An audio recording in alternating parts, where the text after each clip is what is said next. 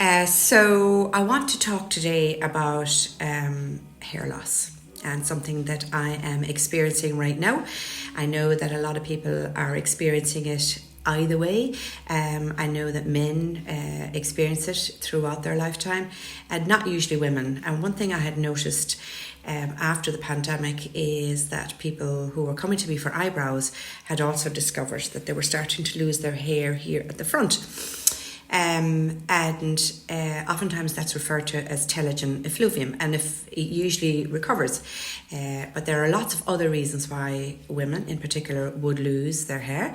I'm talking about women here, and I'm talking about myself. So I want to take you on a journey in relation to hair loss in a reasonably healthy 61-year-old lady who is post-menopausal, and that's myself. So the last month or so, I had noticed that every time I brushed my hair, probably in the last 4 to 6 weeks, that I was losing, my hairbrush was full of hair. So therefore, and I brush my hair quite a bit during the day. I brush my hair in between clients so that I can be presentable when I go to greet them in the reception area. And the average loss for a normal healthy person is about 40 to 50 hairs per day, sometimes maybe 60, sometimes even 70. But I had noticed that every time I brush my hair, I was taking this amount of hair out of the hairbrush. And before I went on holiday, which was 2 weeks ago, it must be about 5 or 6 weeks ago now, I started to get concerned about the amount of hair that I was losing. So as I'm trained in PRP in this area, one of the intake session, we usually look for a reason as to why somebody has lost their hair, so that we can use additional treatments to ensure that the PRP on its own isn't enough. So for example, if there was a nutritional deficiency like Vit B12, Vit D, anemia, that at least they can be corrected at the same time, all healthy in me. Hormone irregularities, I'm a post-menopausal lady, so I've gone down that road. I did get the dread shed after the 2 children were born, and that usually took about 9 months. That's telegen effluvium. It happens postpartum after the kids are born. They're 23 and 25 now. It can happen in perimenopause, not applicable to me. Physical or emotional stress. So I had, and this is telegen effluvium now, I'm not under any physical stress at the moment and haven't been for quite some time. Emotional stress, I did lose hair, dread shed hair. I lost a lot of hair after a very bad breakup when I was in my 20s, and it was temporary. I lost a lot of hair, and it grew back again. Also after the children were born, and a very stressful period in my life, which was probably around 8 years ago, 8 years ago. And I lost my hair very, not at all, but it got incredibly thin. It didn't look it, but I could feel it, yeah. So I don't have an autoimmune disease. I don't have cancer chemotherapy. And telegen effluvium can happen if you've had a long period of illness, and we had seen a lot of that in COVID. Some people lost their hair after they got the vaccine. Some people lost their hair, telegen effluvium, after they'd had the illness. Some people got COVID worse than others, and so on. All right, so I don't know why I am currently losing my hair. It's gone very, very thin. If I wear a hairband now, there was a time I'd be able to put all my hair into the band by 3, and now I have to do it by 4 or 5, the hairband. So I got to do something about this. I got to walk the walk and talk the talk. So I am starting my minixidil serum, starting it tonight. And the thing about it is, it will help to stimulate the follicles. So this is one of the options, the pharmaceutical options. I don't feel I need to go to my GP just yet because I've had a checkup not so long ago, all bloods, all perfectly fine. So the topical treatments need to be consistent every night for at least 6 months for us to see any result. So this is the reason why I'm sort of, I want to take you on the journey with me so that at least you can see how it has worked for me.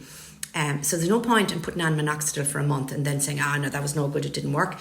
It needs to be consistent for a minimum of 6 months before you can see anything happen. So my husband is currently on it at the moment and I'm taking you on his journey as well. But now I'm going to take you on mine. So you will be on, if it's going to be an ongoing thing, you will be on it for the rest of your life. I feel that mine is just going to be a periodic thing. I've lost some weight recently and it could be as a result of that. Anyway, so other alternatives to hair loss would be low-level laser therapy. I don't know much about it, but I know that it's there. And blue light treatment as well, and red light helmets, which are treatments in clinic.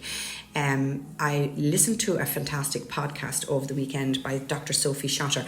I'll link it here actually, and she has covered an awful lot of the reasons why women in particular lose their hair in telegen effluvium.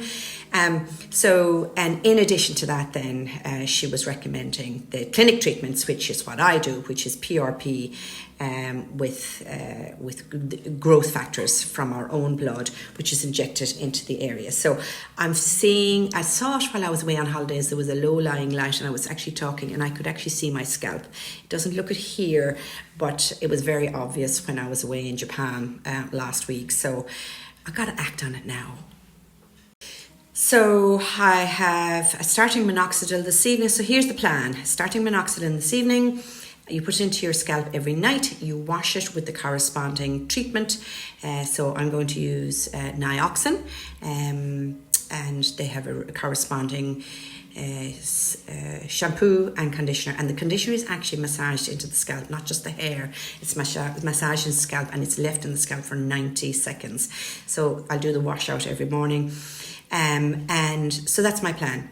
PRP is going to start this weekend, so I have a friend who is going to do PRP on me next Sunday, and I'm going to have the minimum. Usually the minimum is a session of 3. You won't see any new hairs grow at the end of 3 sessions, but usually what you have the existing hairs you have are strengthened, and you don't see the new baby hairs start to come through until 16 weeks. So that will take me, so April, May, June, the end of July, hopefully I'll start to see new baby hairs come through, and the existing hairs that I have hopefully will be strengthened and thicker. After that, if that's not working very well for me, I'm hopeful that it will, and that it's just telegen effluvium. There is a stem cell therapy, stem cell derived therapy. You've probably heard about it for facial salmon sperm. It's not salmon sperm at all. It's actually the DNA that's retracted from salmon sperm, and that is they're called exosomes. They will be coming to us fairly soon, probably the summertime. I'll be training up for that. But for now, I'm going to concentrate on PRP, and it is probably the entry level into something like this. Will I be going down the road of a hair transplant? I doubt it. But for men, oftentimes they start with PRP, move on to exosomes, and then maybe, if it doesn't work, a transplant. And listening to Dr. Sophie Schotter over the weekend, she was talking about hair strengthening serums, the likes of K18 and Philip Kingsley topical serum as well. I've actually researched those online and I've purchased them. But for now, I'm going to keep it simple. Start with my minoxidil serum by night, wash it out in the morning time with the corresponding shampoo, and put the conditioner in my scalp for 90 seconds, start my PRP journey, and hopefully by the end of July that I will see that things have improved hugely. I don't have a thyroid issue. I don't have trichotillomania. That's where people pull their hair. I generally don't tie my hair up, so it's not that it's traction. I think it could be associated with my weight loss, possibly. Anyway, whatever it is, I have it. So I'm going to take you on that journey with me, and no better person to be able to see whether it works is when I'm doing it on myself.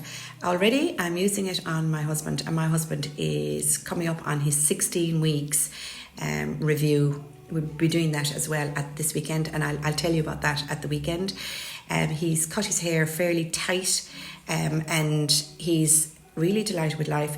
The existing hair that he has is after getting stronger and thicker, and that in itself is actually after covering in the baldish spot that he had. It wasn't a bad one at the back of his head, but he has found that the front here is actually after getting stronger as well, and we're going to examine him under the microscope to see if there are new baby hairs after coming through. And if there are, because he'll be at his 16-week mark at that stage, we know that it's responding to treatment, and I will give him another treatment again at the weekend. So, talk to you then.